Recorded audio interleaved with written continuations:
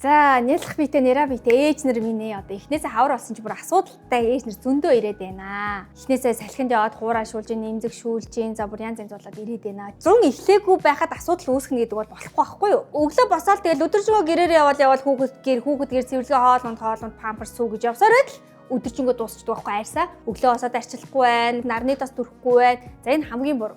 Тэгэхээр өглөө босоод шүдээ угаал тосоод түрхэл нарныхаа тасыг түрхэн. Гэртээ өдөржингөө байсан ч хамаагүй. Гадаа гарахтаа өөрийгөө бүрэн тоноглоод гармаар байна. За ингээд нэг малгай бол нэг өмсөх хэрэгтэй, нарны тас түрхэх хэрэгтэй гэж мэдээд ах шиг байна. Гэтэл нөгөө салхи гэдэг аюулч байгаад байгаа шүү дээ, тий. Тэгэхээр ер нь бол малгай өмсөөд маска зүгээд гардаа бэйли өмсмөр байна. Гар нь ингээд одоо бүр ингээд дөнгөж 100 эхлэх багт хоёр өөр өнгөтэй болцсон явж явах юм. За энэ маань ингээ өөр өнгөтэй болж байгаа 5 жилийн дараа 10 жилийн дараа 40 гараад ирэхлээр тэр чигээр яах нь сэвх толб болоод арьсчин хөгшөрч тийм аа. Одооноос ахуулаад өөрийгөө гарахтаа тоноглож сурмаар байна.